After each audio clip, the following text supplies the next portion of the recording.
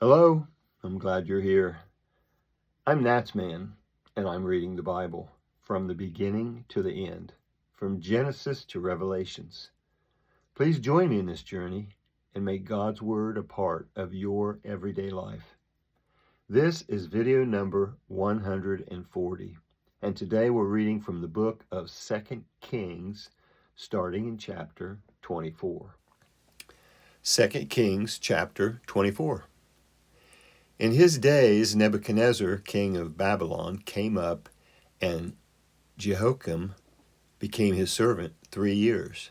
Then he turned and rebelled against him. The Lord sent against him bands of the Chaldeans, bands of Syrians, bands of the Moabites, and bands of the children of Ammon, and sent them against Judah to destroy it, according to the Lord's word which he spoke by his servants, the prophets. Surely at the commandment of the Lord this came on Judah, and remove them out of his sight for the sins of Manasseh, according to all that he did, and also for the innocent blood that he shed, for he filled Jerusalem with innocent blood, and the Lord would not pardon. Now the rest of the acts of Jehoiakim and all that he did, aren't they written in the book of the Chronicles of the kings of Judah? So Jehoiakim slept with his fathers, and Jehoiachin his son reigned in his place. The king of Egypt didn't come out of his land any more, for the king of Babylon had taken from the brook of Egypt to the river Euphrates all that belonged to the king of Egypt.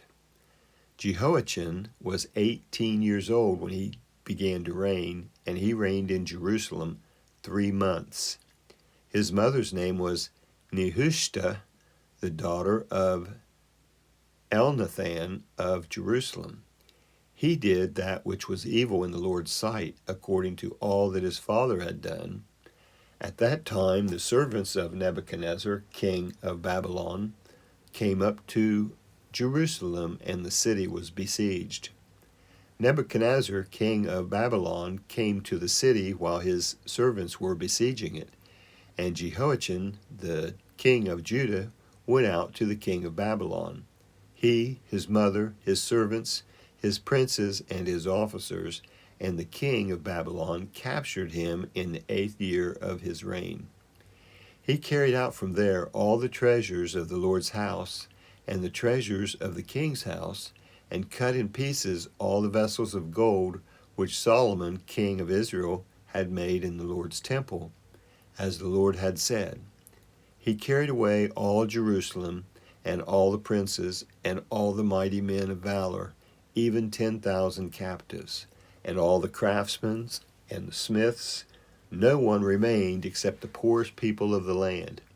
He carried away Jehoiachin to Babylon, and the king's mother, the king's wives, his officers, and the chief men of the land. He carried them into captivity from Jerusalem to Babylon. All the men of might, even 7,000, and the craftsmen and the smiths 1,000, all of them strong and fit for war. Even them the king of Babylon brought captive to Babylon. The king of Babylon made Mattaniah, Jehoiachin's father's brother, king in his place, and changed his name to Zedekiah. Zedekiah was 21 years old when he began to reign, and he reigned 11 years in Jerusalem. His mother's name was Hamutal, the daughter of Jeremiah of Libnah. He did that which was evil in the Lord's sight, according to all that Jehoiakim had done. For through the anger of the Lord, this happened in Jerusalem and Judah until he had cast them out of his presence. Then Zedekiah rebelled against the king of Babylon. That is 2 Kings 24. This is 2 Kings 25. In the 9th year of his reign, in the 10th month, in the 10th day of the month, Nebuchadnezzar, king of Babylon, came, he and all his army, against Jerusalem and encamped against it. And they built forts against it, around it. So the city was besieged until the 11th year of King Zedekiah. On the 9th day of the 4th month, the famine was severe in the city, so that there was no bread for the people of the land. Then a breach was made in the city, and all the men of war fled by night by the way of the gate between the two walls, which was by the king's garden. Now the Chaldeans were against the city around it. And the king went by the way of the Arabah, but the Chaldean army pursued the king and overtook him in the plains of Jericho, and all his army was scattered from him. Then they captured the king and carried him up to the king of Babylon, to Riblah, and they passed judgment on him. They killed Zedekiah's sons before his eyes, then put out Zedekiah's eyes, bound him in fetters, and carried him to Babylon. Now in the 5th month, on the 7th day of the month, which was the 19th year of King Nebuchadnezzar's reign, king of Babylon, Nebuzaradan,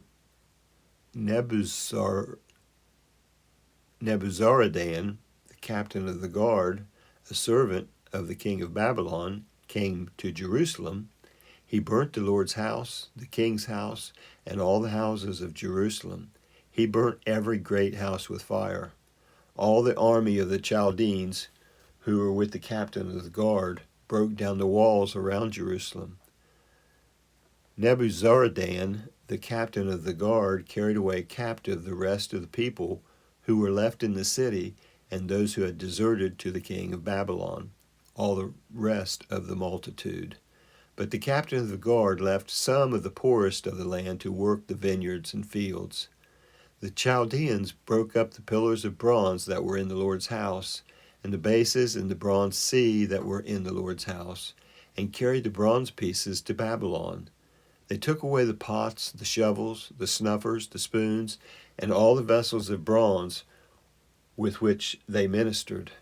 The captain of the guard took away the fire pans, the basins which were of gold for gold, and that which was of silver for silver. The 2 pillars, the one sea, and the bases which Solomon had made for the Lord's house, the bronze of all these vessels was not weighed. The height of the one pillar was 18 cubits, and a capital of bronze was on it. The height of the capital was 3 cubits, with network of pomegranates on the capital around it, all of bronze. And the second pillar with its network was like these. The captain of the guard took Seraiah, the chief priest, Zephaniah, the second priest, and the 3 keepers of the threshold, and out of the city he took an officer who was set over the men of war, and 5 men of those who saw the king's face, who were found in the city, and the scribe, the captain of the army, who mustered the people of the land, and 60 men of the people of the land who were found in the city. Nebuzaradan, the captain of the guard, took them and brought them to the king of Babylon, to Riblah. The king of Babylon attacked them and put them to death at Riblah in the land of Hamath. So Judah was carried away captive out of his land. As for the people who were left in the land of Judah, whom Nebuchadnezzar, king of Babylon, had left, even over them he made Gedaliah, the son of Ahikam, the son of Shaphan, governor. Now when all the captains of the forces, they and their men, heard that the king of Babylon had made Gedaliah governor, they came to Gedaliah to Mizpah. Even Ishmael, the son of Nethaniah, Johanan, the son of Kareth, Sariath, the son of Tenhumeth, the Netophathite, and Jazaniah, the son of Maacathite, they and their men. Gedaliah swore to them and to their men and said to them, "Don't be afraid because of the servants of the Chaldeans. Dwell in the land and serve the king of Babylon, and it will be well for you." But in the 7th month, Ishmael, the son of Nethaniah, the son of Elishama, of the royal offspring came, and 10 men with him, and struck Gedaliah so that he died, with the Jews and the Chaldeans that were with him at Mizpah. All the people, both small and great, and the captains of the forces arose and came to Egypt, for they were afraid of the Chaldeans. In the 37th year of the captivity of Jehoiachin, king of Judah, in the 12th month, on the 27th day of the month, Evil-Merodach, king of Babylon, in the year that he began to reign, released Jehoiachin, king of Judah, out of prison, and he spoke kindly to him and set his throne above the throne of the kings who were with him in Babylon, and changed his prison garments. Jehoiachin ate bread before him continually all the days of his life, and for his allowance there was a continual allowance given him from the king, every day a portion, all the days of his life. That is the end of 2 Kings 25, and also the end of the book of 2 Kings. That was the book of 2 Kings, chapters 24 and 25 on video number 140. I'd like to thank you for joining me in this project, this endeavor to read the entire Bible. I hope you enjoy listening to it as much as I enjoy reading it. Please feel free to comment if you'd like, and also subscribe and give this a thumbs up if you enjoyed it. If this is your first visit to NatsMan Reads the Bible, I leave a link in the description below to the intro video that explains what we're working to accomplish here. I hope you come back for the next video, which the next video will be a recap summary of the book of 2 Kings, and the video after that will be video 141, 1 Chronicles. So until then, thank you. I hope you have a blessed day. I'm NatsMan, and I'm out.